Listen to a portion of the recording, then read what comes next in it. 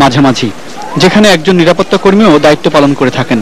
ভবনের পূর্ব ও পশ্চিম পাশে আলাদা সিঁড়িও আছে ভবনের তৃতীয় তলা পর্যন্ত যাতায়াতের জন্য।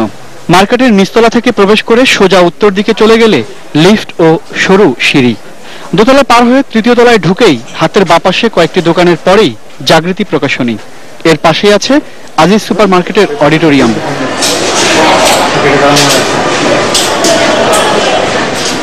শনিবার দুপুরে 1:30টার দিকে বাসা থেকে বের হয়ে জাগৃতিতে আসেন ফয়সল আরেফিন দীপন। তিনি কোন সময়ে তার অফিসে প্রবেশ করেছিলেন তা ওই ভবনের তৃতীয় তলার কোনো দোকানই দেখেননি বলে দাবি করেছেন তারা। তবে জাগৃতি প্রকাশনীর দুপাশের দুটি দোকানই খোলা ছিল শনিবার। দীপনকে যখন খুন করা হয় ওই সময় কেউ কোনো চিৎকারের আওয়াজও শুনতে পাননি। তবে সন্ধ্যায় যখন দীপনের মরদেহ উদ্ধার করা হয় তখন দেখা গেছে ফোঁটা ফোঁটা রক্ত পড়ছিল শাটার বেয়ে। তাহলে কোনো দোকানে কি ওই গলির পাশ দিয়েও যাননি দুপুরের পর থেকে? দেখেননি কি এই দৃশ্য? এই পাশটা সবসময় নির্বিল থাকে, তো গতকাল আগের দিনের মতোই মানে নিয়মিত প্রতিদিনের মতোই একই অবস্থা ছিল। একটা দোকান খোলা ছিল কিন্তু ওটা তো আপনার গ্লাস দেওয়া, তো ওটা সবসময় বন্ধই থাকে। শাটার খোলা ছিল কিন্তু গ্লাস দিয়ে ঘেরা ছিল। সিঁড়ি দিয়ে উঠেই জাগৃতি প্রকাশনীতে যাবার প্রবেশ মুখে অবস্থিত এক দোকান কর্মকর্তা শনিবারের ঘটনা বর্ণনা করলেন এভাবেই। কালকে আপনি এদিকে মানে কখনো আপনার যাওয়া হয় না? এদিকে তো আমি কি আমার নিজের কাজ নিয়ে ব্যস্ত ছিলাম। আমি 5:30টাতে চাবি দিয়েছি আমার বসের কাছে, যাই দেখি বস বাইরে ইয়ে করছি, আর বস বাইরে চাবি দিয়ে বাসায় গেলাম। খুনিরা খুন করে দীপনের অফিস থেকে বের হয়ে বাইরে এসে শাটারে তালাবদ্ধ করার দৃশ্যও কি কারো চোখে পড়েনি? তারা বের হলো কোন পথে? যে পাশে জাগৃতির অফিস তার দুপাশ দিয়ে কিছুটা হাঁটা পথে তৃতীয় তলা থেকে বের হবার সিঁড়ি রয়েছে। তৃতীয় তলা থেকে বের হয়ে দোতলা ও নিচতলা পার হয়েই কেবল মার্কেটের বাইরে যাওয়া সম্ভব। এ সময় প্রতি ফ্লোরে থাকা অধিকাংশ দোকানই খোলা ছিল। ব্যবসায়ী ও কর্মচারীদের ভাষায় তারা ঘটনা জানলেন সন্ধ্যার কিছু আগে। মোহাম্মদপুরের লালমাটিয়ায় সি ব্লকের এই বাড়ির নিরাপত্তা ব্যবস্থাও অতি দুর্বল। শনিবারও এভাবেই খোলা ছিল ভবনে ঢোকার মূল প্রবেশ পথ। এরপর ভিতরে ঢুকে উপরে ওঠার সিঁড়ি মুখে যে কলাপসিবল গেট রয়েছে তাও সবসময়ই খোলা থাকে। অনেক বছর আগে নির্মাণ করা এই বাড়িতে কোনো নিরাপত্তা কর্মীও নেই। 4 তলায় শুদ্ধস্বরের অফিস। ভবনের প্রতিটি ফ্লোরের দুপাশে দুটি ফ্ল্যাট। চতুর্থ তলার উত্তর পাশে শুদ্ধস্বরের কার্যালয়। যখন অফিসে ঢুকে শুদ্ধস্বরের আহমেদুর রশিদ টুটুল সহ 3 জনকে কুপিয়ে হত্যার চেষ্টা করা হয়, এ সময় তারা বাঁচানোর জন্য আর্তনাদ করেছিলেন। কালকেও আমরা সামনে আমি ভাবতেছি যে এই বাচ্চা পোলাপানগুলো আবার এরকম চিল্লাচিল্লি শুরু করছে। আমরা ভাবছি ওরা নিশ্চয়ই টেবিল ধরে টানাটানি করতেছে। মেবি দ্যাট টাইম ওরা ডোর ভাঙতেছিল। এমনি শুনছি নিচে আওয়াজ, মানুষজন কথা বলতেছে, বাট আমরা ওদিকে যাইনি, কাজ নিয়ে ব্যস্ত। আমরা চিল্লাচিল্লি শুনছি। ঘর থেকে যখন বেরোচ্ছি তখন কেজি গেট লক করা ছিল। কেজি গেটটা খোলা হয়েছে, কেজি গেট লক করা ছিল, লক করে যেটা খোলা হয়েছে। খোলার পরে আমরা বাইরে দিয়ে খুঁজতেছিলাম কি কোথায় গেছে, আমরা আওয়াজ খুঁজে পাচ্ছিলাম না, কারণ অনেক লোক ছিল। অ্যাকচুয়ালি আওয়াজ কোন বিল্ডিং থেকে আসছে সেটাও বুঝি নাই। তার কিছুক্ষণ পরে আমরা চিল্লাচিল্লি শুনলাম যে দরজা খুলে লক করে রেখে গেছে, আমাদের একজন মারা যাচ্ছে, এরকম একটা আওয়াজ শুনছি। Imran Hossain Suman, ATN news, Dhaka. আমি ফাহমিদা মজিদ, আমি আপনার কাছে জানতে চাই, রিপোর্টটিতে কিন্তু অনেক সাধারণ মানুষই কথা বলেছেন, আশেপাশে প্রতিবেশীরা কথা বলেছেন, অনেক বলছেন নিজের কাজে ব্যস্ত ছিলাম। আমরা সেই জায়গাটিতেই একটু ফোকাস করতে চাই, নাগরিক উদাসীনতা কিনা অথবা এড়িয়ে যাওয়ার প্রবণতা। অবশ্যই ওই বাক্যটি নিজের কাজে ব্যস্ত ছিলাম তা খুব মনে গিয়ে মানে বুঝতে চেষ্টা করছি যে কি করে এটা সম্ভব হচ্ছে। তো আমার মনে হয় একটা জিনিস আমি তোমাকে স্পষ্ট করে বলি, নাগরিক হওয়ার আগে, অনেক আগে আমি একজন মা, আমার একটা শিশু হয়েছে, আমার একটা পরিবার আছে, এবং আস্তে আস্তে ধাপে ধাপে দেখা যাচ্ছে যে শিশু বড় হচ্ছে, নির্মল একটি নিরীহ শিশু জন্ম হয়েছে, সে ধাপে ধাপে যাচ্ছে, পরিবারে মানুষ হচ্ছে, সবার ভালোবাসা, স্নেহ মায়া মমতায়, তারপর আবার স্কুলে যাচ্ছে, স্কুল থেকে আবার আরো নিজের পেয়ার গ্রুপের সাথে, বন্ধু বান্ধবের সাথে, তারপর টিনেজার হচ্ছে, অ্যাডোলেসেন্স হচ্ছে, তারপরে ইয়াং অ্যাডাল্ট, তারপরে সে একজন প্রাপ্তবয়স্ক। এই পুরো মানে প্রক্রিয়ার মধ্যে, যে ক্রমবিকাশের মধ্যে কতগুলো জায়গাতে ত্রুটিপূর্ণ ব্যাপার ঘটে যাচ্ছে, যার জন্য সে আখেরে শেষ পর্যন্ত গিয়ে একজন সন্ত্রাসীতে ইয়ে হচ্ছে। সেই রকম মানে সেটা তো বললেন যে যারা সন্ত্রাসী হচ্ছে তাদের কথা, কিন্তু যারা সন্ত্রাসীর কাজ বা এসব দেখছে শুনছে অথবা দেখছে না শুনছে না কারণ নিজের ব্যস্ততার কারণে, প্রশ্নতে আমি আসছি। তো এই জন্য সমস্ত সমাজটাই আস্তে আস্তে এই যেটা আগে ছিল আমাদের মানে দাদারও কালে নানার কালে আর এখন তার মধ্যে বেশ যে ব্যবধানটা যে হয়েছে সেটা খণ্ড খণ্ড হয়ে গেছে সমস্ত কিছু। তোমার সংসার খণ্ড খণ্ড হয়ে যাচ্ছে, তালাক বেশি হচ্ছে, ডিভোর্সেস বেশি হচ্ছে, স্প্লিট, সমস্ত ঘর বাড়ি ভেঙে যাচ্ছে। তোমাদের সামাজিক কতগুলো ব্যাপার, আগে পাড়া বলে একটা ব্যাপার ছিল সেসব নাই। এই যে নাগরিক দায়িত্ব যেটা আসছে, যেটা প্রতিবেশীরাও কিছুই, দোকানেরই প্রতিবেশী হোক আমার বাড়িরই প্রতিবেশী হোক, তাদের কোনো দায়িত্ববোধ নাই। এই যে সবার মধ্যেই একটা তুমি বলছো যে উদাসীন হয়ে গেছে, স্বার্থপরতা বেশি বেড়ে যাচ্ছে। এটা খানিকটা ওই জন্যই হচ্ছে যে সবকিছু ভেঙে যাচ্ছে বলে আর বাচ্চা হতে পারছে না। কিন্তু মানুষের প্রকালেই একটা জিনিস দেখছি আমরা যখন দেখছি যে একটা শিশুকে আমরা লঘু পাপে গুরুদণ্ড দিচ্ছি, তখন তার সেই প্রতিহিংসা এরকম একটা ব্যাপার হচ্ছে। তো যার হচ্ছে না তার হচ্ছে না, কিন্তু তারা আবার খুব একটা অ্যাটেনশনও পাচ্ছে না। সুতরাং যারা ওই রকম ভাবে বড় হচ্ছে তারা হিংসা প্রতিশোধ নিতেই হবে এরকম একটা ব্যাপার ঘটছে, তাদের ব্যক্তিত্ব সেইভাবে চলে যাচ্ছে ওইদিকে। তো সেটা এটা তো আসলে নাগরিক যে হওয়া বা ল অ্যাবাইডিং সিটিজেন, যেটা আমরা বিদেশে সবসময় উচ্চারণ করি যে আমরা সেজন্য কারোর অসুবিধা হচ্ছে সেটা কনসিডার করি, বিবেচনা করি। আমার গোলাপ গাছটা একটু বড় হয়ে গেছে, এটা কাটতে হবে, কারণ কাঁটাটা আমার প্রতিবেশী হাঁটার সময় ব্যথা পাবে। তো এই যে আমি গোলাপটা ব্যবহার করব, আমার ভালো লাগবে, যে কাঁটাটা আরেকজনের কাছে লাগবে সেটা আমরা দেখছি না। এইটা আর কি বিবেচনার ব্যাপার, বক্তব্য বিষয়ের ব্যাপার। কিন্তু আরেকটা জিনিস আমার বিদেশি কতগুলো ব্যাপার ভালো লাগে, ধরো মোটরের ব্যাপার বলছে, গাড়ি চালানোর ব্যাপার ইত্যাদির মধ্যে ট্রাফিকের কথা হচ্ছে, সেখানে বারবার যে ভদ্রলোক কথা বলছেন তিনি বলছেন থিঙ্ক বাইক, এবং তুমি ড্রাইভিং এর ব্যাপারে কথা বলছো কেন, থিঙ্ক বাইক। আর একটা যে মোটর সাইকেল কিংবা বাইসাইকেল রয়েছে পাশে, সেটা চিন্তা করো।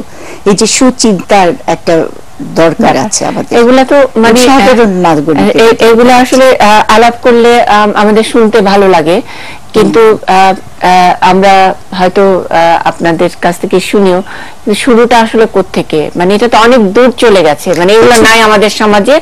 এইসব প্রতিবেশীর প্রতি দায়িত্বশীলতা, সংবেদনশীলতা, আপনি মা ছেলের কথা বললেন, সেটাও তো এখন নাই। কিন্তু শুরু করতে হলে একেবারে প্রাথমিক জায়গা থেকে শুরু করতে হবে। তাহলে এই সময়টা আমরা কি করব এখন তো আবার তোমার চিন্তাটা করতে হবে শুরু থেকে। এখনো তো শুরু হচ্ছে, প্রতি মুহূর্তে কত শিশু জন্মাচ্ছে। হোল ব্যাপারটা হচ্ছে ত্রুটিপূর্ণ লালন পালনের জন্যই যদি বাচ্চারা অন্যরকম হয়ে যাচ্ছে, তারা আবার ড্রাগস খাচ্ছে, ড্রাগস আবার কন্ট্রিবিউট করছে ওর ব্যক্তিত্বকে অন্যরকম করতে, সোশ্যাল করতে, এরকম রকম। সেজন্য ওইখানে সাইকোপ্যাথ যে হয়ে যাচ্ছে, এবং বেশ কিছু সংখ্যা বেশি হচ্ছে বলেই আজকাল গন্ডগোল। মানে আমরা যে আলাদা আলাদা থাকছি নাগরিক হিসেবে, একজন আরেকজনকে দেখছি না, ছুটে যাচ্ছি না, সেটাই মানে অন্যতম কারণ কি না। আমি একটু হঠাৎ করে ফোকাস করলে তোমার হবে না, তুমি প্ল্যান করলে দেখবে যে স্নেহ, মায়া, মমতা, ভালোবাসা সবকিছু কিছুটা কমে যাচ্ছে। তার আমরা হেসে বলি যে প্রেমপত্র লিখে না, আজকাল শুধু স্মার্টফোনে আই লাভ ইউ বলে দিলে হয়ে গেল, সেটা কর্তব্য শেষ। কিন্তু কর্তব্য পরায়ণতা জন্মাচ্ছে না, এগুলো হচ্ছে কিছু ব্যক্তিগত, মানে সেই ব্যক্তিত্বটাই তৈরি হচ্ছে না। মানে আমরা ঘর থেকে যে প্র্যাকটিসটা শুরু হওয়ার কথা ছিল সেটা সেইভাবে হয় না, সব জায়গায় সব ঘরে হয় না এই বন্ধনটা। সে কারণে এরকম একটি, আমি অজয় দাসের কাছে সেটা সামাজিক এতে অজয় দাসগুপ্তের কাছে আসতে চাই। পারিবারিক থেকে চমৎকার কাজ করেছেন গত 70 বছরের হরতালের গতিবিধি নিয়ে একটি গবেষণা করেছেন। আজকে একটি হরতালের দিন ছিল। গণজাগরণ মঞ্চ কেন, আমরা তো রাজনৈতিক হরতালের আমাদের নানা রকমের অভিজ্ঞতা আছে, কিন্তু আজকে অনেকদিন পরে এই হরতালের যেন একটু অন্যরকম একটি উপলব্ধি সকলেই যারা ঢাকায় বসে আছেন, হরতালে বেরিয়েছেন অথবা বেরোননি, সকলের অন্যরকম একেবারে ক্ষোভের সঙ্গে হরতালটাকে সমর্থন করেছে। আপনি এই যে 70 বছরের হরতালের গতিবিধি মাপতে গিয়ে আজকের হরতালটিকে কিভাবে আপনি দেখবেন? ধন্যবাদ প্রসঙ্গটি বলার জন্য। আমি আজকে বিশ্ববিদ্যালয়ে গিয়েছিলাম এবং সেটা বেশ 1টার দিকে আর কি। তো তখন হরতালের সময়টা তো শেষ হয়ে গিয়েছিল, কিন্তু অন্য সময় আমরা তো এই বছরের 3 মাস হরতাল দেখেছি এবং 2013-কে আমার মনে হয়েছে যে এই 3 মাস এক ধরনের হরতাল অবরোধ মিলে 13 সনটা ছিল আমাদের জাতীয় ইতিহাসে এই 70 বছর যেটা বললেন সবচেয়ে বেশি হরতালের বছর। কিন্তু তখন আপনার হরতালের মধ্যেও যে যানজটটা ছিল, আজকে কিন্তু আমি যখন দুপুরে 2টার পরে ঢাকা বিশ্ববিদ্যালয়ে হরতাল ছিল কিন্তু 2টার পরেও রাস্তা ফাঁকা, কিন্তু অনেকটাই মানে স্বচ্ছন্দে আমি চলে এসেছি ঢাকা বিশ্ববিদ্যালয় থেকে। এবং যেটা আপনি শুরুতে বললেন আমাদের শফিকুজ্জামান সাহেব, এই যে নাগরিক সচেতনতা এক ধরনের, কিন্তু ঢাকা বিশ্ববিদ্যালয়ে আমি যখন যাই শিক্ষকদের মধ্যে কিন্তু এরকম একটা সব মানে আমি শিক্ষকদের মানে বসার জায়গাটায় গিয়েছি বা অন্য অনেকগুলো বিভাগে গিয়েছি, উপাচার্যের রুমে গিয়েছি, সব জায়গায় কিন্তু এই যে প্রতিবাদটা হওয়া উচিত, আমরা যেটা নাগরিক সচেতনতার ক্ষেত্রে ঘাটতি বলি, আবার ঢাকা বিশ্ববিদ্যালয়ের অঙ্গনে গিয়ে কিন্তু এটাই মনে হয়েছে যে সবাই উদ্বিগ্ন, মানে এটা উদ্বিগ্ন এবং উদ্বিগ্নের পরে হলো ক্ষোভের জায়গাটাও একটা তৈরি হচ্ছে, সেটা হচ্ছে ভালো দিক। কিন্তু অবশ্যই এই যে আপা বললেন যে আমাদের পরিবার চারপাশের, আবার দেখেন যারা এই যে অপরাধগুলো ঘটাচ্ছে তারা কিন্তু খুব সচেতন ভাবে প্রশিক্ষণ প্রাপ্ত। এবং আপনার নিশ্চয়ই মনে আছে কবি শামসুর রহমান, তার বাসায়, সেটা তো আরো 15 বছর প্রায় আগের কথা, কি যে তাই না, আরো 17-18 বছর আগের কথা, 99-98 ওরকম একটা সময়। এবং একই দেখেন আপনি একটা লোককে তো গুলি করে মারা যায়, একটা লোককে তো আপনি গলায় একটা রশি পেঁচিয়ে মারা যায়, সেটা এক ধরনের হত্যাকাণ্ড, যন্ত্রণা হয়তো ততটা, কিন্তু দেখেন এই যে কুপিয়ে হত্যা করো একইভাবে, এটা কিন্তু আমাদের সমাজের মধ্যে এক ধরনের আতঙ্কের পরিবেশ সৃষ্টি করছে। এবং সেখান থেকে আমাদের কিন্তু আপনি যেটা হরতালে বললেন যে প্রতিবাদের ভাষা, এইটাও প্রতিবাদ, অতীত প্রতিবাদ হয়েছে। আমি লোহানী ভাই স্মরণ থাকতে পারে 56 সালের একটা হরতালের বিবরণ আমি পড়েছি, যে লেখা আছে পত্রিকায় যে সবজি কিনতেও যায়নি মানুষ, যার জরুরি সবজি দরকার ছিল সে বুড়িগঙ্গায় নৌকায় গিয়ে কিনে এনেছে সবজি। অর্থাৎ এত ব্যাপকভাবে মানুষ একটি প্রতিবাদ কর্মসূচিতে সামিল হয়েছিল। আজকে ঢাকা বিশ্ববিদ্যালয়ে আমরা প্রশংসা করছি যে শিক্ষকরা প্রতিবাদী হয়েছেন, কিন্তু এইটা ছড়িয়ে দেওয়ার প্রয়োজন রয়েছে। শুধুমাত্র গণজাগরণ মঞ্চ হরতাল করে যা আজকে অর্জন করেছে তার চেয়ে কিন্তু অনেক বেশি অর্জন করেছিল তারা 2013 সালের 6, 7, 8 ফেব্রুয়ারি, 10 ফেব্রুয়ারি সমস্ত মানুষ কিন্তু একসাথে গিয়ে নিজস্ব তাগিদ থেকে গ্রাম থেকে ঢাকায় এসেছে, যে ছাত্র সমাজ, তরুণ সমাজ জেগে উঠেছে, তার সঙ্গে আমাকেও থাকতে হবে। এবং আজকে যে আঘাতগুলো হচ্ছে দেখেন, এই যে আপনি 2-3 বছরের কথা বললেন, আঘাতটা কিন্তু তরুণ প্রজন্মের উপরে। আপনি এটা যে প্রজন্মের উপরে ক্ষোভ, যে প্রজন্মের উপরে আপনি রাগ হয়ে বললেন যে এরা ব্লগার, একটা গালির শব্দ পরিণত করলেন, যে প্রজন্মকে আপনি বললেন যে এরা নাস্তিক, সেই প্রজন্মের উপরে এই যে যতজন খুন হচ্ছে, নৃশংসভাবে খুন করা হচ্ছে, যন্ত্রণা দিচ্ছে, তারা প্রত্যেকেই কিন্তু তরুণ। এবং আঘাতটা কিন্তু তরুণদের উপরে পরিকল্পিতভাবে আসছে, এবং সেটা হচ্ছে উদ্বেগের ব্যাপার। এবং সেই উদ্বেগ আইন শৃঙ্খলা বাহিনী অবশ্যই দায়ী, মানে যে আঘাত হচ্ছে তরুণদের উপরে এবং কুপিয়ে হত্যা করা হচ্ছে, এটা অনেক আতঙ্কগ্রস্ত করে আমাদেরকে।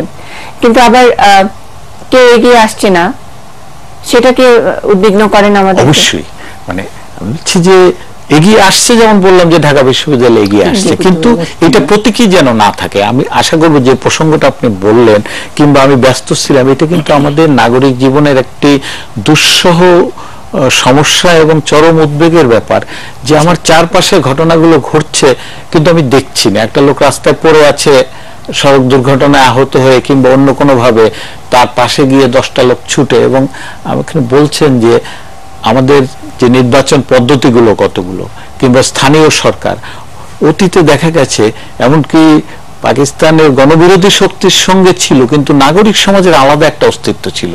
ঢাকা সর্দাররা একটা নিজ এলাকায় 12 সর্দারের ঢাকা, তারা কিন্তু নিজ এলাকায় শান্তি শৃঙ্খলা বজায় রাখা, কে কোন দল করে সেটা বড় কথা না, কার বিয়ে হচ্ছে, কার সন্তানের হাসপাতালে নিতে সমস্যা হচ্ছে, কাকে স্কুলে পৌঁছে দিতে সমস্যা হচ্ছে, তার জন্য কি যানবাহনের ব্যবস্থা করা যায়, এই নানাবিধ কর্মকাণ্ড কিন্তু সমাজ থেকে পাড়া থেকে এখনকার বাস্তবতায় কি এটা সম্ভব? নাগরিক সমাজের কথা, নাগরিক সমাজে স্যারও বলেছেন যে সুশীল সমাজ বলে, এখন সুশীল সমাজও একটা ব্লগার যেমন একটা গালি, সুশীল সমাজ একটা নিন্দিত একটি বিষয় হিসেবে দেখা হয়। সবকিছুর মধ্যে পলিটিক্স এবং বিভাজন যেভাবে করা হচ্ছে, এইগুলো কি মানে সুকৌশল একটা যে একটা পরিকল্পনা, আস্তে আস্তে আস্তে আস্তে এই পরিকল্পনাগুলো করে করে এরকম একটি জায়গায় আজকে আমাদেরকে দাঁড় করানো হয়েছে কিনা সেটা সবার কাছে। এই প্রশ্নটা সবার কাছে একটা ছোট্ট বিরতি নিয়ে ফিরবো, থাকুন আমাদের সঙ্গে। ধন্যবাদ। অনিরাপদ আমরা, সঙ্গে আছেন বিশিষ্ট সাংস্কৃতিক ব্যক্তিত্ব সাংবাদিক কামাল লোহানী, আছেন মনোবিজ্ঞানী ফাহমিদা মঞ্জুম মজিদ, ঢাকা বিশ্ববিদ্যালয়ের অর্থনীতি বিভাগের শিক্ষক অধ্যাপক শফিকুজ্জামান আমাদের সঙ্গে আছেন, এবং আছেন দৈনিক সমকালের সহযোগী সম্পাদক অজয় দাশগুপ্ত। বিরতিতে যাবার আগে সকলের কাছেই প্রশ্ন, আমি কামাল লোহানী আপনার কাছে যেতে চাই। এক পর্যায়ে আমাদের অজয় দাশগুপ্ত বলেছেন যে প্রতিবাদ করা, কুপিয়ে হত্যা করছে, এটা আতঙ্কজনক। আজকাল তো প্রতিবাদ করব কি করব না সেটাও আতঙ্কের মধ্যে থাকছেন। নিশ্চয়ই শফিক স্যার এ ব্যাপারে এই প্রশ্নের উত্তর দিবেন। আমি একটু জানতে চাই, এখনো তো অনেকেই দ্বিধায় থাকেন যে প্রতিবাদ করতে গিয়ে কোনো ঝামেলায় পড়লাম কিনা, বা প্রতিবাদ করে ফেললাম এবার আমার উপরে আসছে। এটা বলতে গেলে একটা কথা যে ঢাকা শহরে আমি দীর্ঘদিন যেহেতু আছি, সেজন্য আমার সাংস্কৃতিক আন্দোলনের সঙ্গে বা রাজনৈতিক আন্দোলনের ক্ষেত্রেও অনেক কিছু প্রত্যক্ষ করেছি, এই মারামারির ক্ষেত্রেও দেখেছি। শফিকুজ্জামান সাহেব যে কথাটা বললেন, আসলে তখন তো সবচেয়ে যে বড় কেন্দ্র ছিল ঢাকা বিশ্ববিদ্যালয়। ঢাকা বিশ্ববিদ্যালয়টাকে কেন্দ্র করেই যে তারুণ্যের যে ইয়েটা ছিল, শক্তিটা ছিল, তার একটা মানে কি বলবো যে এটা বই প্রকাশ করতো বিভিন্ন সময়। এদেশে যত গণতান্ত্রিক আন্দোলন হয়েছে ৭১-এর আগে পর্যন্ত, সমস্তগুলো আমি বলবো যে ঢাকা বিশ্ববিদ্যালয়ের মানে ছাত্র সমাজের কৃতিত্ব, এবং তাদেরই সমস্ত কিছু আন্দোলনে অগ্রণী ভূমিকা ছিল। সেই ক্ষেত্রে কিন্তু আমরা দেখেছি যে ছাত্ররা যখন ইয়ে করলো, আমি একটা কথা বলি যে 52 ভাষা আন্দোলন 21শে ফেব্রুয়ারি 144 ধারা ভঙ্গ করব কি করব না, তখন কিন্তু রাজনৈতিক নেতৃবৃন্দ তারা কিন্তু বলেছিলেন 144 ধারা ভঙ্গ করা যাবে না, আমাদের ওই শক্তি নেই, সুতরাং এটা এখন ভঙ্গ করা উচিত হবে না। ছাত্ররা যদি ভঙ্গ করে তাহলে সর্বদলীয় রাষ্ট্রভাষা কমিটি তাৎক্ষণিকভাবে ওটা বাতিল হয়ে যাবে। তারপরে কিন্তু ছাত্ররা জানিয়েছিল যে আমরা সিদ্ধান্ত নিয়েছি 140 ধারা ভঙ্গ করব। তার কারণটা হচ্ছে যে তারা ঐক্যবদ্ধভাবে এই চিন্তাটা করতে পেরেছিলেন সেদিন, এবং সেই ঐক্যের মাধ্যমেই তারা 144 ধারা ভঙ্গ করেছিলেন। এবং সেখানে বক্তব্যের মধ্যে একথাও এসছে যে আজকে যদি এই অঘটনের মোকাবেলা আমরা না করতে পারি, তাহলে ভবিষ্যতে আমাদের আর কোনো অধিকার থাকবে না, কোনো কথা আমরা বলতে পারবো না। সেই জায়গায় কিন্তু আমার মনে হয় যে আজকে একটু আগে হরতালের কথা হচ্ছিল, হরতাল করার সময় তো তখন একটা ব্যাপার ছিল, তখন পূর্ব পাকিস্তান আওয়ামী মুসলিম লীগ ছিল, আর মুসলিম লীগ ছিল, বিরোধী দল হিসেবে আওয়ামী লীগই একমাত্র দল ছিল, অন্য ছোট ছোট দল ছিল বটে। কিন্তু তারপরে হরতাল যখন করা হতো তখন রিক্সা ইউনিয়ন ছিল বিশাল ঢাকা শহরে, বাস শ্রমিক ইউনিয়ন ছিল, রেল শ্রমিক ইউনিয়ন ছিল, এ সমস্ত সঙ্গে কিন্তু যোগাযোগ করে তারপরে হরতালটা ডাক দেওয়া হতো। তার মানে ওদের সমর্থনটা সরাসরি পাওয়া যেত, তাতে করে একটা রিক্সাও চলতো না। ওই যে বললো না যে সবজি কেনার জন্য সদরঘাটে নৌকো যেতে হচ্ছে, কোনো হাট বাজার খোলা ছিল না। আপনি এখন যত হরতাল ডাকেন না কেন, রাস্তাঘাটে সমস্ত গাড়ি ঘোড়া বেরোয় না ভয়ে যে আগুনে পড়ে যাবে অথবা ঢিলে ভেঙে দেবে, এইসব ভয়ে করে। কিন্তু আপনি বাজার কখনো বন্ধ হতে দেখেছেন? ইদানিংকালে আর বাজার বন্ধ হতে দেখেন না। কেন? এই যে পার্টিসিপেশন, জনগণের যে অংশগ্রহণটা, সেই জায়গা থেকে কিন্তু আমরা অনেকখানি সরে গেছি। কেন? সেটা হচ্ছে যে আমরা শফিকুর রহমান ভাই বলছিলেন বিরতির সময় বোধহয়, যে ভোগবাদী মানসিকতা এবং যে চরিত্র আমরা ধারণ করেছি, সেই চরিত্রের কারণেই আজকে আমরা এরকম একটা অবস্থার মধ্যে পড়েছি। আজকে জ্ঞান যারা চর্চা করছে তাদেরকে হত্যা করছে, মানে শোক প্রকাশ করলাম, গেল 2 দিন 3 দিন, তারপরে সব চুপচাপ হয়ে গেলাম। কেন? এই একটি হত্যার বিরুদ্ধে যদি 52 21শে ফেব্রুয়ারি হত্যার বিরুদ্ধে যদি আমরা পথ এতটা পেরিয়ে গণতান্ত্রিক আন্দোলনের মাধ্যমে 71-এ মুক্তিযুদ্ধ করে একটা দেশ স্বাধীন করতে পারি, পাকিস্তানি প্রশিক্ষিত সেনাবাহিনীর বিরুদ্ধে লড়াই করতে পারি, আমাদের তো কোনো অস্ত্র ছিল না, অস্ত্র ছাড়া লড়াই করেছি আমরা, সেই শত্রুর কাছ থেকে অস্ত্র কেড়ে নিয়ে লড়াই করেছি, সেই জায়গায় যদি আমরা জিততে পারি, তাহলে আজকে কেন ঘরে বসে থেকে আমরা এই কথা বলছি এবং ওই হত্যার বিরুদ্ধে প্রতিবাদ করার জন্য প্রতিরোধ গড়ে তোলবার কোনো চেষ্টা করছি না? সেখানে তো আমরা জানি যে এদের বিরুদ্ধে এরা কারা, এদের বিরুদ্ধে লড়াই করতে আমাদের তো ভয় পাবার কোনো কারণ নেই, কারণ এদের যারা মানে গডফাদার ছিল তাদেরকে আমরা পরাজিত করি। তার মানে কি একটা বড় চ্যালেঞ্জ, ঐক্যবদ্ধ করাটাই হলো বড় চ্যালেঞ্জ, একটা ডাক, একটা ডাকের দরকার, একটা ডাক একজন দিলে এখন আর হবে না সেই ডাক। যেমন একজনই নানান প্রশ্ন, এটা কি এ না বি, ডানে না বায়ে, কালো না নীল, লাল না কালো ইত্যাদি। এখানে কামাল আহমেদ যে বলেছে ওখান থেকে আমি শুরু করতে চাই। এখন যে আমাদের যে ঘটনাগুলো ঘটছে আর কি, হ্যাঁ, এটা যেভাবে হত্যা করা হচ্ছে এর স্টাইল কিন্তু সম্পূর্ণ ভিন্ন। নৃশংস নির্মম বললে খুব কম করে বলা হয়, আগে গুলি করে মারতো, না হয় করে মারতো, আহত করতো। এটা একবারে মারার যে স্টাইলটা দেখেছে মানুষ, দেখে এই খবরটা ছড়িয়ে যায়, মানুষটা ভয় পায়। এটা নিউ স্টাইল কিন্তু, অত্যন্ত অভিজ্ঞ এবং প্রশিক্ষণপ্রাপ্ত। এখন ওরা আরো যে কামাল বললেন যে ওই আমরা একটা মানববন্ধন করছি তারপর শেষ হয়ে যাচ্ছে, এটাও কিন্তু ওদেরকে বেশি উৎসাহিত করছে। ওরা ধরে নিয়েছে একটা খুন করব, 3-4 দিন কিছু হয়েছে হবে, তারপর চুপ থাকবে, 1 মাস পর একটা করবো। আমি কিন্তু যে 5টা ঘটনা ঘটলো, প্যাটার্নটা কিন্তু এক। তার মানে টাইমিং এবং প্রকাশ্যে নিষিদ্ধ ঘোষিত জঙ্গি সংগঠন বাংলাদেশে প্রকাশ্যে ঘোষণা দিয়ে অনলাইনে তাদের সম্মেলন করে এবং সেটা পুলিশ কিছু ধরতে, বিচারহীনতার বিষয়টা আমি একটু আপনাদের কাছে জানতে চাই। সেটাই। আচ্ছা, এখন আমি এর সাথে একটু যোগ করি যে সেজন্য প্যাটার্নটা ভিন্ন। তারপর আমাদের সোসাইটি কোন দিকে যাচ্ছে, আমি কিছুক্ষণ আগে মধ্যবর্তী কথা বলছিলাম আর কি, যে ওই যে আমাদের সচেতন সমাজ কারা, আমার তো মধ্যবিত্ত আকারটা বাড়ছে, অর্থ দিয়ে অগ্রগতির সাথে এটা বাড়ে, কিন্তু মধ্যবিত্ত কালমাল যেটা বলেছেন এর স্বভাবই হলো এর উপরতলা মানুষকে তোয়াজ করা আর নিচের মানুষকে এখন দাবিয়ে রাখা। তারা খুবই স্বার্থপর, সুবিধা নেই। এবং তারপরে যারা শিক্ষিত সচেতন বলে জানি এবং ঢাকা বিশ্ববিদ্যালয়ের শিক্ষক সেইভাবে কে গিয়ে আসছে, আমি নিজেও এটা আমি লিমিটেশনটা বলে দিচ্ছি আগে, দায়িত্বটা আমরা সেই জন্য। আর যেটা বলছে যে বিচারহীনতা সংস্কৃতি, আমি সবসময় এটা আজকেও বলে আসছি, এটা এখানে আমরা আমার যে সচেতন সমাজ বলে বলতাম ছাত্র সমাজ, তারা কিন্তু আজকে আপনি একটু আগে বলেছেন শুধু বিভক্ত নয়, তারা কিন্তু নির্জীব হয়ে গেছে। হ্যাঁ, এর কারণটা কি এটা আপনি আরো ভালো বলবেন যে একসময় ছাত্র আন্দোলন কেমন ছিল, যখন স্বৈরাচার আসে, অঘটন ঘটলে ছাত্ররা ঢাকা বিশ্ববিদ্যালয়তে বের হয়ে যায়, তারপর যে চলমান যে এই যে সন্ত্রাসীগুলো, সেখানে কিন্তু আন্দোলন গড়ে উঠছেন আর কি। হ্যাঁ, আমরা বলতে পারি 75 সালের পরেই ছাত্রদেরকে যে ভূমিকাটা সেটা জানতো স্বৈরাচারী সরকারগুলো, এদেরকে কিন্তু ম্যানেজ দ্য প্রবলেম বলে টাকা দিয়ে এদের চরিত্র ধ্বংস করা হয়েছে, আপনারা সবাই ভালো জানেন আর কি। আমি এরপরে দেখেছি এরশাদের সময় মাঝখানে একটা আন্দোলনটা হয়েছিল, আর হয়েছিল শহীদ জাহাঙ্গীর ইমামের সময় আর কি। এখন যে আমরা একটা গভীর একটা সংকটে, আমি সংকটই বলবো আর কি, হ্যাঁ, পড়ছি, সেখানে কিন্তু যে ধরনের আন্দোলন হওয়ার কথা সেটা কিন্তু হচ্ছে, সেটা আমাদের সবার একটা আতঙ্কের বিষয় আর কি।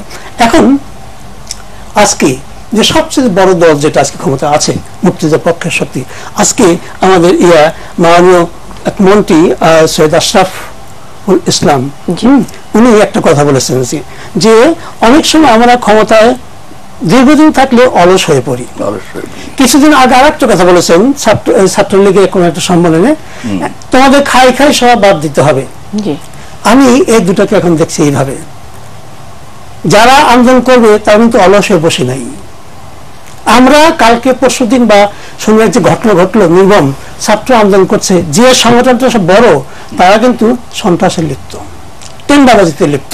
আজকেও পেপার আসছে কি করছে। এই ছাত্র সংগঠন সবচেয়ে বড় সারা বাংলাদেশে ছড়িয়ে আছে। এরা যদি 1 লাখ ছাত্র সারা বাংলাদেশে রাস্তা নিয়ে পড়ে তার একটা বিরাট এফেক্ট পড়বে। আজকে দেখেন তাদের খবর নাই। আর একটা আছে যে ওই ক্ষমতায় থাকলে অলস হয়ে পড়ি। আমি 2013 সালে জিনিসটা আমি লক্ষ্য করছি, এখন লক্ষ্য করছি।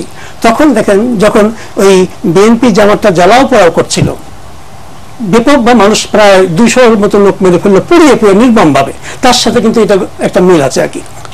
সেই সময় দেখেন পুলিশ মার খাচ্ছে, পুলিশ ঠেকাচ্ছে, এবং সরকারের যে সমস্ত মন্ত্রী বা সাংসদ বা নেতা ছিল তারা কিন্তু সব গ্রামের মানে অন্য জায়গাতে চলে আসছে। তারা কিন্তু তাদের সংগঠন নিয়ে প্রতিরোধ গড়ে তুলতে পারেনি, পুলিশ কিন্তু ঠেকিয়ে দিয়েছে। হ্যাঁ, তার মানে আমার মনে হয় একটা আসছে যে এই যারা ক্ষমতায় এখন আছেন, যে এমপিরা আছেন বা নেতারা আছেন, যে পুলিশকে দিয়ে সব ঠেকানো যাবে আর কি। কাজে আমাদের কিছু আন্দোলন করার দরকার নেই, পুলিশ কেমন সুযোগ ছিল তারাই করবে, নিজেরা গিয়ে আসছেন না। যেমন কালকে যে ঘটনা, শনিবার যে ঘটনা ঘটলো, সবাই তো আসা উচিত ছিল। বরঞ্চ 2-1 নেতার বা মন্ত্রীর যে বক্তব্যটা পেলাম এটা অত্যন্ত হতাশাজনক, এবং উনি বুঝতে পারছে না যে কথাটা বলে উনি কাকে সহযোগিতা করছেন। সে সন্ত্রাসী উৎসাহিত পাবে এটা। আবার আর এক আমাদের স্বরাষ্ট্রমন্ত্রী বললেন এটা একটা বিচ্ছিন্ন ঘটনা। এটা কেন কি বিচ্ছিন্ন ঘটনা হয়? কোথায় পায় না, এটা তো অদ্ভুত ব্যাপার। এটা তো এই দুইটা বক্তব্য যে দিয়েছেন এটা কিন্তু অত্যন্ত দুর্ভাগ্যজনক, এবং এই দুটো বক্তব্য সুজানিয়ে সেই সন্ত্রাসীরা যে কোনো ঘটনাকে রাজনীতির একটা আবরণ দেওয়ার চেষ্টা করা, এবং সেটাকে অন্যভাবে এই ধরনের অপরাধগুলোকে কি শেল্টার দেওয়া হচ্ছে কিনা আমার তো মনে হচ্ছে আর কি। এই যে মাহবুবুল আলম হানিফ যে করলেন আবুল কাসেম ফজলুল হক সম্পর্কে, এটা এত মানবতা বিরোধী, এবং একটা সামান্যতম বোধ যদি দেয় তাহলে এই ধরনের মন্তব্য কেউ রাজনৈতিক নেতৃত্বের জায়গা থেকে করতে পারে না। এমনি একজন লোক যদি করে আমার আপত্তি নেই, কিন্তু আপনি একজন শীর্ষ নেতা হিসেবে এইভাবে একটি কথা বললেন, এটা তো বলা উচিত না। এবং সেই জন্য আমার যেটা মনে হয় কি, যে কিছু কিছু মন্ত্রী এবং কিছু নেতা আছে যাদের লাগামটা টেনে ধরা দরকার, এই কথা যেন একটু কম বলেন। এরকম আছে, কামরুল সাহেব কথা বলেন যে এটা অসাধারণ, এই কথা বলতেই থাকেন। তারপরে আছেন আপনার মায়া আছে, আমাদের মায়া এরকম আশরাফুল ইসলামের মানে কমেন্ট, উনি যেটা মন্তব্য করেছেন যে বেশি দিন ক্ষমতায় থাকলে অলস হয়ে যায়। আবার এরকমও আছে যে খুব সহজে মন্ত্রিত্ব, এমপি এগুলো পেয়ে গেলে বেশি দিন আর ভালো লাগে না, অন্যরা আছেন শাসন করছেন, সেই রকম অ্যাটিটিউড। সুতরাং কখনো তো আবার জনগণের কাছে গিয়ে ভোট চাইতে হবে না, সুতরাং দায়িত্বশীল কখনোই যাতে মানে ওনারা চাইবেন না বা চাওয়ার মুখ রাখবেন না, অন্যরাও যাতে না চাইতে পারেন সেরকম একটি ব্যবস্থা করে দেন পাকাপোক্ত। আমরা একটু যে প্রসঙ্গ নিয়ে কথা বলছিলেন যে রাজনীতিকরণ, এবং রাজনীতিকরণের মাধ্যমে অপরাধীদেরকে আমরা কোনো সুযোগ দিয়ে দেই কিনা, সে বিষয়ে মাসুদুল হকের একটা রিপোর্ট একটু দেখবো। আমরা ফিরছি আবারও আলোচনায়, রিপোর্টটি দেখবো। আচ্ছা, পুত্র ফয়সল আরেফিন দীপনকে হারিয়ে সভাপতি ক্ষুব্ধ ছিলেন অধ্যাপক আবুল কাসেম ফজলুল হক। অন্য সব অভিভাবকের মতো তিনি হত্যাকারীর বিচার চাননি, চেয়েছিলেন শুভ বুদ্ধির জাগরণ। আমি তাদের বিচার চাই না। যে একজন পুত্রহারা পিতা তার সন্তানের হত্যার বিচার চায় না, এই প্রথম এটা বাংলাদেশে এরকম একটা দেখলাম। তাদের শুভ বুদ্ধির উদয় হোক। পরদিন রোববারও তিনি তার আগের দিনের বক্তব্য নিয়ে কথা বলেন। শুধু বিচার দিয়ে, পুলিশ দিয়ে, আইন আদালত দিয়ে তো আমরা শাস্তি দিতে পারি একজনের, কিন্তু জাতীয় যে উন্নতি দরকার সেটা হবে না। একজন প্রগতিশীল শিক্ষক হিসেবে সব মহলে অধ্যাপক ফজলুল হকের পরিচিতি রয়েছে, অথচ বিচার না চাওয়ায় আওয়ামী লীগের যুগ্ম সাধারণ সম্পাদক মাহবুবুল আলম হানিফ তাকে নিয়ে টিপ্পনী কাটেন স্বভাবসুলভ রাজনৈতিক দৃষ্টিভঙ্গিতে। ওই অধ্যাপক সাহেব হয়তো ওই রাজনৈতিক মতাদর্শে বিশ্বাসী যারা এই হত্যাকাণ্ডের সঙ্গে সম্পৃক্ত বলে উনি তার নিজের এই দলের লোকদেরকে বিচারে কাঠগড়ায় দাঁড় করাতে চান না বলেই এই জন্য এই কথা বলেছেন। যৌক্তিকভাবে বলেছি, এটা কোনো আবেগের উত্তেজনার কথা না। এটা যা অত্যন্ত দুঃখজনক এবং লজ্জাজনক। বাবা হিসেবে আমি নিজেও লজ্জিত। তিনি আবুল কাশেম ফজলুল হক স্যারের যে বক্তব্যের গভীরতা এবং তাৎপর্য সেটা উপলব্ধি করতে পারেননি। আমাদের যে চলমান রাজনৈতিক সংকট এর একটা নিবৃত্তিক বিশ্লেষণ থেকেই আবুল কাশেম ফজলুল হক স্যার এই মন্তব্যটি করেছেন। অল্প শোকে কাতর, অধিক শোকে পাথর।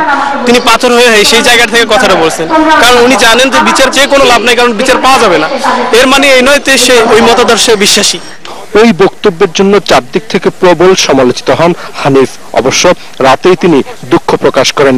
মন্ত্রী প্রশাসনে বা যাদেরকে উপরে পর্যায়ে নেওয়া হয় তাদেরকে আসলে মাথায় বুদ্ধি লোপ পায় কিনা আমার এটা সন্দেহ হয়, কারণ তিনি একজন আওয়ামী লীগের একজন পোস্টেড বড় ধরনের নেতা, অবশ্যই আওয়ামী লীগের ক্ষতি হচ্ছে। সমস্ত অ্যাসেটই কিন্তু আওয়ামী লীগ হিসেবে যাচ্ছে। তিনি আসলে নির্বোধের মতো একটা কথা বলছেন যে আমি বিচার চাই না, এই কথাটা তার আসলে তার বোঝার মতো জ্ঞান আমার মনে হয় নেই। আমাদের জাতীয় নেতারা এবং আওয়ামী লীগের মতো একটি বড় দলের একজন নেতা এই তাৎপর্য উপলব্ধি করতে পারেননি এবং তিনি তার নিম্ন মেধার পরিচয় দিয়েছেন। উনি হয়তো ওনার মতো, উনি যতটুকু বুঝছে ওনার ভাষাটা উনি প্রকাশ করছে। যে কোনো কিছুকে রাজনৈতিক ইস্যু বানানো এটা কোনোদিন ঠিক না। তো উনি হাইব্রিড নেতা, সেটা ভুল। যদি বলে হাইব্রিড নেতা, সেটা মনে করেন যে সেটা তাদের ব্যাপার, ব্যক্তিগত ব্যাপার। প্রকাশক দীপন হত্যার পর স্বরাষ্ট্রমন্ত্রী ও তথ্যমন্ত্রী রোববারের প্রায় পরস্পর বিরোধী বক্তব্য নিয়ে বিভ্রান্তিতে আছেন অনেকে। কার বক্তব্য ঠিক সেটি এখনো স্পষ্ট হয়নি। সার্বিকভাবে আইন শৃঙ্খলা পরিস্থিতির অবস্থা কি? অবশ্যই ভালো। ঘটনা বলবেন কিনা? অবশ্যই ভালো। স্বরাষ্ট্রমন্ত্রীর প্রতি আগে যারা ছিলেন এবং বর্তমানে যারা আছেন তারা সরকারের মধ্যে প্রতিবারই বলে যায় যে আইন শৃঙ্খলা পরিস্থিতি ভালো। বাস্তবে তাদের যে নিজের ছেলে মারা যেত আজকে, তাদের বোঝা যেত আসলে আইন শৃঙ্খলা পরিস্থিতি ভালো কিনা। আইন শৃঙ্খলা এখনো নিয়ন্ত্রণ আছে কি বলে তিনি বলে। যদি ভালোই হতো তাহলে কি দেশে একটা খুন হতো? ওরা তো অনেক সিকিউরিটির মধ্যে থাকে। বিরতিহীনভাবে একের পর এক হত্যাকাণ্ডগুলো ঘটতেছে। এখন কেউ বলতে পারে যে সরকার কিছু করার নাই, তাহলে সরকার আমরা কি জন্য বানাইলাম?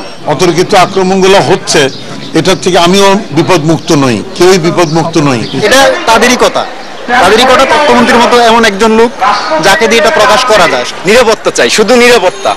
আর সরকারের একটাই কথা যে কথায় নয় কাজে আমরা চাই। অশতুল হক, এটিএন নিউজ, ঢাকা। আমরা আবার আলোচনায় ফিরবো, একটা ছোট্ট বিরতিতে যেতে হবে। বিরতির পর ফিরছি নিউজ আওয়ার এক্সট্রাতে। থাকুন আমাদের সঙ্গে। নাগরিক উদাসীনতায় অনিরাপদ আমরা, এই শিরোনামেই আমরা কথা বলছি। বিরতিতে যাবার আগে অনেকগুলো পয়েন্ট ছিল। রাজনীতিকরণ, বিচার চেয়ে লাভ নেই, এরকম একটি হতাশার কথাও এসছে।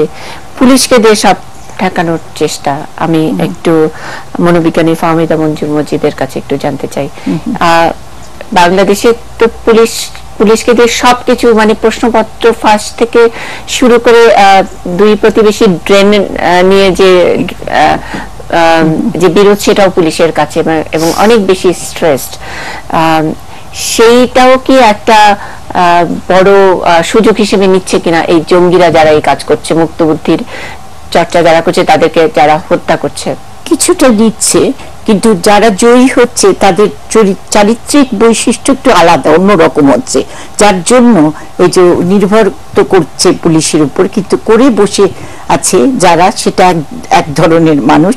আর কিছু মানুষ মানবিকতার একটা বিবেক তাদের মধ্যে আছে, সেই বিবেচনায় তারা এগিয়ে যাচ্ছে না যে তা না। এখানে আমি একটা কথা বলি যে একতার এত প্রয়োজন বেশি, সবার সাথে সবার মিল হচ্ছে না, তাদের মতামতে মতৈক্য হচ্ছে। কিন্তু আমরা লন্ডনে যখন আমরা বাংলাদেশিদের জন্য, মানে বিশেষ করে বাংলা মুক্তিযুদ্ধের জন্য যখন আমরা ফান্ড তুলতে যাই, তখন কত রকম ভাবে যে যেরকম ভাবে পারি, কবিতা লিখে হোক, গান করে হোক, সেই ট্রাফালগার স্কয়ারের উপরে আমাদের আরেকজন মুন্নি আপা ছিলেন, সমস্ত কিছু ব্যবস্থা করতে। অর্গানাইজেশনাল ক্যাপাসিটি কত বেশি আছে বাঙালিদের দেখা যেত। সেই উপরে গিয়ে যত দূর চোখ যাচ্ছে বাঙালি, যত দূর মানে চোখ যাচ্ছে, সেটা যখন নাকি বাংলাদেশ ছেড়ে চলে যাচ্ছে, তখন ওখানে বসে করছি, কিন্তু যে আমি শুরুতেই বলেছিলাম ঘনবসতিপূর্ণ একটা দেশ এবং সেখানে নাগরিকতার সংজ্ঞাটা একটু অন্যরকম হবে কিনা এটা বলছিলাম, আমাদের নিরাপত্তার খাতিরে একটু অন্যরকম হবে কিনা, আমরা আসলে শুরুটাই করেছি এভাবে। প্রস্তুতি করেছো, কিন্তু আমি জায়গা হিসেবে ভৌগোলিক ব্যাপারে বলছি না, আমি বলছি যে অন্তরের ব্যাপারে মানুষ একতা বোধ, যেটা একটি লতা ছিঁড়তে পারো তোমরা সহজেই, কিন্তু যদি 10টা লতা পাকিয়ে এনে দিই তখন তারে ছিঁড়ে ফেলানো হয়তো সহজ কাজ। তা আমরা 10 জন যদি এক কথা বলি তাহলে তো মানুষে ইয়ে করতে পারবে না। সেজন্য এখানে পুলিশের প্রশ্নটা পরে আসছে, আগে নিজেরা আমরা নাগরিক বলেছো তুমি, ঠিক আছে আমি নাগরিক হিসাবেই বলছি। এখানে যেখানে নৈতিকতা নেই, একটা পঙ্গু, বেশিরভাগ লোকের ওই জিনিসটা আসছে না, মরাল এথিক্স এগুলো কিছুই নাই, তার কোনো শ্রদ্ধা ভক্তি স্নেহ মায়া মমতা কিছুই নেই এবং সে নিঃশংস হয়ে যেতে পারছে। তো তাদের সাথে তাদের কি বিচার শব্দের তো কিছুই হবে না। তার আগে ওই যে চুলে জট লেগে গেলে যেরকম নিচের থেকে একটু আস্তে আস্তে খুলে গিয়ে তারপরে গোড়ার জটটা ছাড়ানো যায়, এছাড়া হয় না। সেজন্য এখন আপনাদের সাথে আমি আর শিশু শৈশবে যাব না, ও পছন্দ করছে না, কারণ ও বুঝতে মানে ওটা সব সময় সাপেক্ষ না। সেজন্য আমরা মনে করছি যে এক্ষুনি আমরা কি করতে পারি। সাইকোঅ্যানালিসিস সেজন্য বাদ চলে গেল, বিহেভিয়ার থেরাপিস্টরা বলছে যে এসো আমরা লন মোর করি, আর ঘাসের শিকড় উঠিয়ে দেখবো না যে কি হয়েছে। সেই জন্য আমার মনে হয় যে এখন প্রত্যেকটি ইট দিয়ে তো একটা তুমি দেয়াল করবে, সেগুলো প্রত্যেকটা ছাত্র সমাজের প্রত্যেকটা মানুষ, তার তো মানুষ, আমরা সেই সোশ্যাল অ্যানিমাল যে মানুষ, তার পশুত্ব যারা করছে। তো এই গানের মধ্যে ভূপেন হাজারিকা বলেছে না, লজ্জা কি তুমি পাবে না বন্ধু যদি পশু তোমার থেকে ভালো কাজ করে। তো সেই অবস্থাতে আমরা তো চলে এসছি। এখন আপনাদের কর্তব্য সবারই কর্তব্য বোধ জাগতে হবে। ওরকম করলে চলবে না যে আমার কোনো অন্যের অধিকারের সম্বন্ধে জানার দরকার নেই, তার যে একটা বাঁচার অধিকার আছে সেটা সে চিন্তা করছে না, মেরে ফেলছে, শেষ। এবং তার অধিকার সম্বন্ধে জানলে আমরা একটু জায়গা ছাড়বো, সে একটু আগে যাবে। এই যে একটা রোড সেন্স আমি বলছিলাম একটু আগে, ইট রিয়েলি ইজ ইম্পর্টেন্ট মানুষের জন্য চিন্তা করা। আমার পাশে উনি বসে আছেন, উনি কি ঠিক মতো আপনি একটা জায়গায় বলেছেন যে ওই যে চুলের জট ছাড়ানোর মতো, মানে কোন জায়গা থেকে শুরু করবো, অজয় দাশগুপ্ত, মানে আপা আরেকটি কথা চমৎকার করে বলেছেন যে মানে নৈতিকতা বিবর্জিত পঙ্গুত্ব, এবং এই সব পঙ্গুত্বের দ্বারা আঘাতপ্রাপ্ত হচ্ছে মুক্ত বুদ্ধি এবং বাংলাদেশের মুক্তিযুদ্ধের চেতনা। তো এখানে তো মানে আপা যে আবার নতুন করে একটা শিশুকে জন্ম দেওয়া, নতুন করে ভালো করে পালন করা, মানে কম্পিউটারের বাটনের মতো না যে আবার আনডু করে ফেললাম, আবারও নতুন করে স্টার্ট করলাম, সেটা তো নয়। দেশ তো এগিয়ে যেতেই হবে। এই জায়গায় আমরা বিচারহীনতার কথা বলছি, সবকিছুতে রাজনীতিকরণের একটা দোষারোপ, কমিটমেন্টের অভাব, এবং সর্বোপরি ভোটের রাজনীতি নিয়ে যে সবচেয়ে বেশি উচ্চকিত থাকছে আমাদের রাজনীতিবিদেরা, সেটাও আমাদেরকে এই ইনসিকিউরিটির দিকে অনেকখানি ঠেলে দিচ্ছে। শুরুটা আসলে যে চুলের জট ছাড়ানোর কথা যদি বলে, শুরুটা আমরা কোন দিক থেকে করা উচিত, এবং একেবারে রাজনীতিকরণ বলছেন, কিন্তু একই সঙ্গে দেখবেন রাজনীতির আবার ব্যবসায়ীকরণ হয়ে গেছে, এবং সেটা কিন্তু আরো বেশি বিপদ। আমাদের একটা এমন ধনবান শ্রেণী গড়ে উঠছে, আমি একটা হিসাব হরতালের মতো আর একটা হিসাব রাখি, আমাদের ব্যাংকগুলোতে এখন প্রায় 60,000 অ্যাকাউন্ট আছে, যা প্রত্যেকটিতে 1 কোটি টাকার বেশি জমা আছে। আমাদের জাতীয় সংসদ দেখলে দেখা যাবে যে গত পরপর কয়েকটা ক্রমাগত ব্যবসায়ীদের, এবং এমন ব্যবসায়ের কোনো দোষের কিছু নেই, মানে ব্যবসা তো সব সমাজে আছে, এবং মানে ব্যবসায়ীদের মুনাফা করবে তাতেও কোনো দোষ নাই, তার ব্যবসা বড় করবে, বেশি লোককে কাজ দিবে, নিজের সম্পদও বাড়াবে, তার তো কোনো অন্যায় কিছু নাই। কিন্তু ওই ব্যবসায়ী কিন্তু রাজনীতির মঞ্চটা দখল করছে। ওই ব্যবসায়ী কিন্তু হঠাৎ করে একটা জায়গায় এমপি হতে যাচ্ছে, উপজেলা চেয়ারম্যান হতে চাচ্ছে, পৌরসভার মেয়র হতে চাচ্ছে, সিটি কর্পোরেশনের মেয়র হতে চাচ্ছে। এবং আমরা যে একটা মানে এই যে সমাজে একটা মানে কি বলে মূল্যবোধ গুলো, একটা চিরায়ত বাঙালি সংস্কৃতির একটা যে পরিবেশ বজায় রাখা দরকার, এই ধনবান শ্রেণী যখন প্রভাব বিস্তার করে সমাজের সর্বত্র, তিনি এমনকি ওই সম্পদ দিয়ে কিন্তু তার বিশ্ববিদ্যালয়ের শিক্ষকের পদটাও কিনে নিতে চান। আমরা সেটা জানি, মানে যেমন রোগ তেমন ওষুধ। আমরা আগে কবিরাজি, আপনাদের সময় আমরা কবিরাজি দিলেই বা ইউনানি দিলেই আমরা সুস্থ হতাম। এখন অ্যান্টিবায়োটিকের সুপার পাওয়ার অ্যান্টিবায়োটিক, এখন অনেক আরো অনেক রাসায়নিক ওষুধপত্র অনেক কিছু পাওয়া যায়। আমরা সেটাই বলছি, নৈতিকতা বিহীন যে পঙ্গুত্বের শিকার আমরা হচ্ছি, যে পঙ্গুদের শিকার আমরা হচ্ছি নানান ক্ষেত্রে, সেটা আপনি অসাধু ব্যবসায়ী থেকে শুরু করে এই জঙ্গিবাদের যারা অনুসারী, জঙ্গিবাদ কিন্তু এই ব্যবসায়ীদের উপরে গিয়ে আঘাত করছে না, সেটা আঘাত করছে কিন্তু মানে জানে যে কোথায় আঘাত করলে পরে তাদের বারবারন্ত অবস্থাটা হবে। ছোট কথা বলতে চাই এখানে এই জায়গাতে, যে যে মানে নৈতিকতার যে অভাব হচ্ছে, তার জন্য কেউ কারো কথা শুনতে চাচ্ছে না। তো ঠিক আছে, আর ও নিজে অপরাধ করছে, অপরাধ বোঝ নেই, গিল্ট ফিলিংস নাই করে চলছে। এবার বিচারের সিস্টেমটাও আমাদের ওরকম নেই, সেটাও নৈতিকতা দ্বারা কোনোই অর্গানাইজড সিস্টেম নাই। কিন্তু একটা জিনিস আমি ছোটবেলায় মনে আছে, যে তারদের উপর দিয়ে কমলা স্যার কাছে মেয়েরা হাঁটছে কি করে, নানা বলে অনেক দিনের অভ্যাস আছে। তো এই যে যারা খারাপ কাজ করছে, তারা কিন্তু বেশ অনেক দিন, মনে করো না যে যা 6 মাস শিখেছে, একটা কারাটি শিখে ফেলছে হয়ে গেল। It is not like that. এটা ভেতরে একেবারে সেই যে আমরা পড়তাম না, সুখী যেন নাহি হই আমি কারো দুঃখে, মিছে কথা কবু যেন নাহি আসে মুখে, সেই সময়টা তো নাই একেবারেই। এবং অন্য কারো দুঃখে সুখী হচ্ছে এমন লোকও পাওয়া যাচ্ছে। বাবা খুব ভালো হয়েছে, হ্যাঁ সিনেমাতেও দেখছি। কিন্তু এই এখন যেটা চলছে, আমার যেটা তোমার এই চিন্তাধারার মধ্যে এসছে, যে কি করে এটার থেকে পরিত্রাণ পেতে পারি এই অবস্থা। ওষুধটা আসলে কি? ওষুধটা কি? ওষুধটা একটা ডোজ হবে না এটা। সেজন্য আমরা ওনাদের থেকে ধরতে হবে, যে ইউনিভার্সিটির লেভেল থেকে কিংবা আরো উঁচু থেকে যারা বয়স্ক হয়ে, আমরা তাহলে একটু প্রেসক্রিপশনের দিকে যাব। হ্যাঁ, ওইটা করো, যে একটু প্রেসক্রিপশনের দিকে যাব। আমাদের যাওয়ার আগে আমরা একটা ছোট বিরতির পরে এসে আমি সাংবাদিক কামাল লোহানী এবং অধ্যাপক শফিকুজ্জামান স্যারের কাছ থেকে এই ওষুধের কোনো সাজেশন আমাদের আছে কিনা সেটা শুনবো।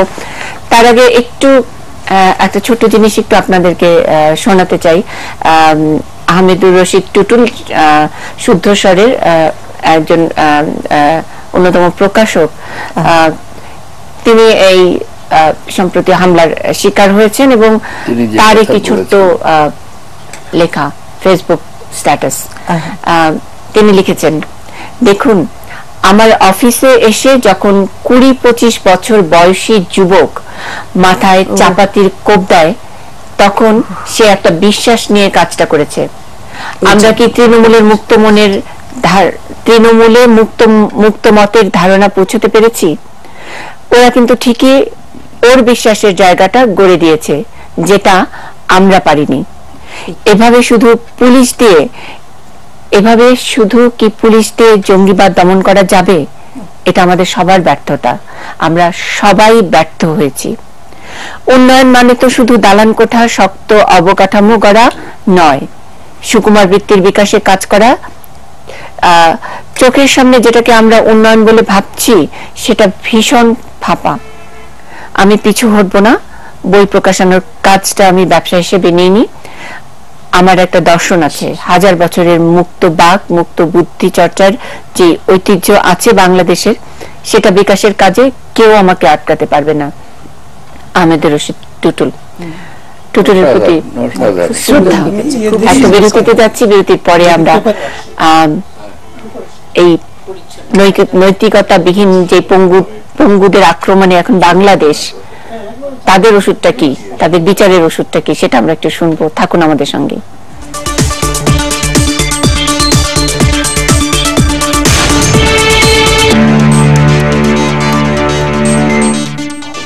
দেখছেন নিউজ আওয়ার এক্সট্রা। নাগরিক উদাসীনতায় অনিরাপদ আমরা, আমাদের আজকে নিউজ আওয়ার এক্সট্রার শিরোনাম। সঙ্গে আছেন বিশিষ্ট সাংস্কৃতিক ব্যক্তিত্ব কামাল লোহানী, আছেন মনোবিজ্ঞানী ফাহমিদা মঞ্জু মজিদ।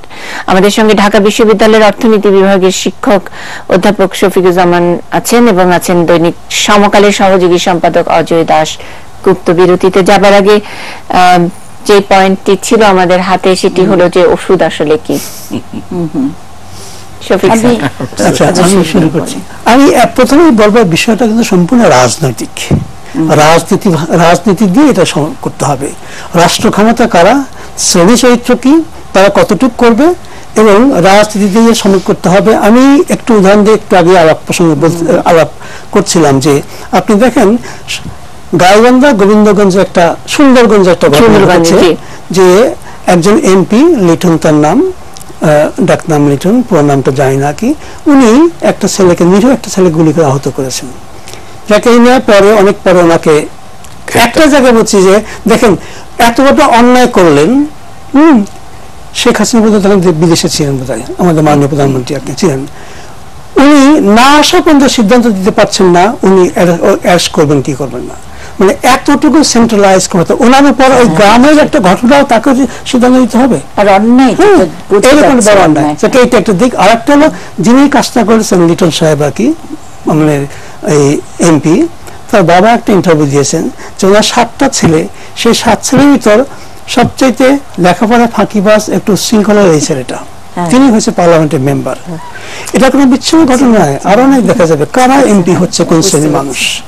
সৎ লোককে আসছে, সত্যিকার রাজনীতি আসছে।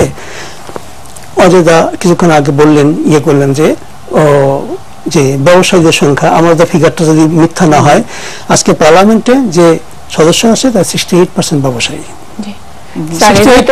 স্যার যদি রাজনীতিকে যদি বলেন যে এটার রাজনীতিকে শুদ্ধ করতে হবে, তাহলে তো এটা দীর্ঘমেয়াদী ওষুধ স্যার। এটা হলো একটা। পাশাপাশি মানে রাজনীতি মানে কি, আমাদের মতো আমরা যারা শিক্ষকতা আছি, আমি কিছু ঢাকা বিশ্ববিদ্যালয়ের ভূমিকার কথা বললাম, আমাদের অবশ্যই দায়িত্ব আছে। আমরা কয়েকদিন ঘটনা আমরা বলছি যে শিক্ষকরা আন্দোলন করছে, আমার আন্দোলনে একটা তো আছে, আমরা কতদূর পর্যন্ত যেতে পারি। আমাদের সঙ্গে যোগ দেওয়া উচিত আজকে ছাত্র সমাজ, রাজনৈতিক সচেতন ছাত্র সমাজ, সেটা কিন্তু আজকে খুব ছোট ছোট সংগঠনগুলো অধিকাংশ বামপন্থীতে আন্দোলন করছে, যে বৃহৎ সংগঠন তারা কিন্তু এর ধার কাছে নাই। তারা ওই যে জনাব সৈয়দ আশরাফ বলেছেন তোমাদের খাই খাই বাদ দিতে হবে, খাই খাই তারা বাদ দেয়নি, খাই খাই করেই যাচ্ছে। এই চরম বিপদের দিনে যারা সবার আগে আসা দরকার ছিল, আজকে ঢাকা ইউনিভার্সিটির বা চীন ইউনিভার্সিটির যে 10,000 ছাত্রলীগের ছাত্র রাস্তার নামে, এটার বিরাট একটা ইম্প্যাক্ট সৃষ্টি করবে। তারা কিন্তু আসছে না, কেন আসছে না আমরা জানি সেটা। আমার মনে হয় যেটা শফিকুজ্জামান ভাই যে কথাটা বলেছেন ওটার সূত্র ধরেই আমি বলি যে আসলে রাজনীতি হচ্ছে একমাত্র ওষুধ। রাজনীতি বলতে আমি এটাই বোঝাবো যে আজকে যে ভ্রষ্ট অথবা নষ্ট রাজনীতি, এই রাজনীতি দিয়ে হবে না। এই যে দলীয়করণের যে রাজনীতি, ভোটের যে রাজনীতি, এই রাজনীতির দ্বারা পরিচালিত রাষ্ট্র কখনো সুষ্ঠু কোনো জিনিস উপহার দিতে পারে না। সেটারই কিন্তু পরিণতি আজকে আমরা বিভিন্ন ক্ষেত্রে লক্ষ্য করছি। সেদিক থেকে আমার কাছে যেটা মনে হয় সেটা হলো জনগণের কাছে যদি আমরা না যেতে পারি, তাহলে আজকে সবচেয়ে বড় হচ্ছে যে রাজনৈতিক দলগুলো জনবিচ্ছিন্ন হয়ে গেছে।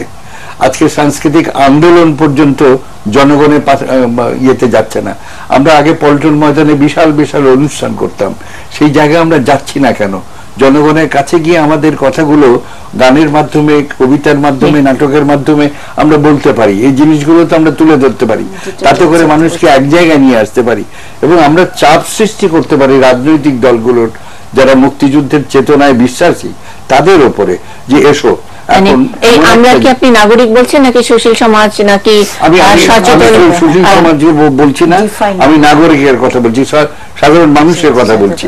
এই মানুষগুলোকে যদি আমরা একত্রিত না করতে পারি, আমি মনে করি যে গণশক্তি একত্রিত কিভাবে করবেন, একত্রিত করবেন কি? আন্দোলনের মাধ্যমেই করতে হবে। আমি তো বললাম যে মানে রাজনীতিকে অনেক সময় গাইড করে কিন্তু সংস্কৃতি। সংস্কৃতি রাজনীতি পরস্পর মানে পরিপূরক। এই সংস্কৃতি মানে রাজনীতি যখন বিভ্রান্ত হয় বা পথভ্রষ্ট হয় তখন সংস্কৃতি তাকে পথ দেখায়। সেই সংস্কৃতি পথ দেখানোর জন্য যে শিক্ষকরা যে কাজগুলো করছেন গত 3 দিন ধরে, এটা একটা বিরাট অবদান। এই অবদানটাকেই আমার মনে হয় যে আরো এগিয়ে নিয়ে আন্দোলনের এটাকে এগিয়ে নিয়ে আসতে পারলে, মানে ছেড়ে মাঝপথে ছেড়ে দেওয়া যাবে না। এক লাইন একেবারে অনুষ্ঠানের শেষ। আমার মনে হয় যে এই সমস্যাটা কি, সেই হিসাবে তো তুমি ওষুধ দেবে, আগে তো ডায়াগনোসিস করতে হবে। তো সমস্যাটা রাজনৈতিক পুরো না, এই সমস্যাটা একটু সোশিয়োলজিক্যাল, মানে সামাজিক, সমাজ থেকে অনেক বিষয়, অনেক কাজ করা যায়। সাইকিয়াট্রিক সোশ্যাল ওয়ার্কার্স রাখা যায়, অমুক করা যায়, তমুক করা যায়, মানুষের কাউন্সিলিং করা যায়। এবং আমাদের সাইকোলজি ডিপার্টমেন্ট থেকে আরো সতর্ক হতে হবে, আরো সবাইকে এটা ভেবে তুলতে হবে। এবং সবাই আমাদের, আমি আশার দিকে একটু দেখি যে 5 কোটি ছাত্রছাত্রী বাংলাদেশে, এবং এই শক্তিটা আমাদের সেই বাংলাদেশের স্বাধীনতা, সামরিক শাসন, আমাদের গণতন্ত্র উত্তরণ, এবং সবচেয়ে বড় 2008-এর নির্বাচনের সময় যে এই প্রজন্মের যে শক্তি আমরা দেখেছি। মানবতা বিরোধী অপরাধীরা তো মনে করেছিল যে রেহাই পেলে গেলাম, 40 বছর পার হয়ে গেছে, কিন্তু এই প্রজন্ম সেই ধারণাটাকে সামনে নিয়ে এসেছিল। আমি মনে করি এই প্রজন্মের কাছে যদি আমাদের রাজনৈতিক শক্তি, সামাজিক শক্তি, ছাত্র সংগঠনগুলো সবাই যায়, নিশ্চয়ই আমরা এই নাগরিক সচেতনতার যে অভাব বা ঘাটতি দেখছি সেটা দূর করতে পারব। চমৎকার, মানে প্রেসার গ্রুপ আমরা যদি বাংলাদেশ এগিয়ে যাওয়ার সবচেয়ে বড় একক হিসেবে এখন দেখি যে 30 বছরের নিচে যে জনগোষ্ঠী সেটা প্রায় 40% বা তারও বেশি। সুতরাং এটা আমরা যখন নাকি স্যার অর্থনীতির ভাষায় যখন নাকি বলি এটা বড় একটা ফ্যাক্টর, এই ফ্যাক্টরটাকে মানে নষ্ট রাজনীতি বা ভ্রষ্ট রাজনীতিকে আবার শুদ্ধ রাজনীতির দিকে এগিয়ে আনা বা নির্লিপ্ত উদাসীন নাগরিক থেকে আবারও অনেক বেশি মানবিক এবং বাংলাদেশের সেই যে চেতনার মধ্যে ফেরত আনার জন্য আসলে এই 5 কোটি ছাত্রছাত্রীর কথা বলেছেন। আমি বলছি 30 বছরের নিচে যে জনগোষ্ঠী যারা তরুণ, তাদের একসাথে হওয়ার একটা ডাকের অপেক্ষায় আমরা চাই। স্যার এটা শব্দটা হলো আমি ইকোনমিক্স, এটা পপুলেশন ডিভিডেন্ড, এটা হলো 15 বছর থেকে 59 বছর পর্যন্ত। এইটা একটা বিরাট অ্যাডভান্টেজ। এই যে বিপুল সংখ্যক এই যে কর্মক্ষম মানুষ, এটা হলো এই কর্মক্ষম মানুষকে যদি আমরা কাজে লাগাতে পারি, তাহলে কিন্তু বাংলাদেশে বিরাট একটা ইয়ে করবে। মানে কিন্তু না যদি করতে পারি, এই যে যুব সমাজ তাহলে কিন্তু ভ্রান্ত পথে যেতে পারে এবং খুবই সম্ভব থাকে। এটাকে নির্ভর করছে আমাদের কাজে লাগাতে পারবো কিনা। তারপর অনেক ধন্যবাদ স্যার। এই পপুলেশন প্রিভিলেজটা আমরা সব দিকে, সামাজিক, সাংস্কৃতিক, অর্থনীতি, বাংলাদেশ এগিয়ে যাওয়া, ভাইব্রেন্ট বাংলাদেশ সব ক্ষেত্রেই ভাইব্রেন্ট থাকবে। সেই সুযোগটা, সেই সময়টার মধ্যে আমরা বাস করছি, পপুলেশন প্রিভিলেজের সময়টায়, এবং তরুণরাই এগিয়ে নিবে। একটি ডাকের অপেক্ষায় আমরা আছি। যে কোনো জায়গা থেকে যে কোনো সময়ে এই ডাক আসতে পারে। বাংলাদেশে হতাশার দেশ নয়, আমরা সবাই এটা নিয়ে আশাবাদী। ভালো থাকবেন সবাই। অবশ্যই হতাশা নয়।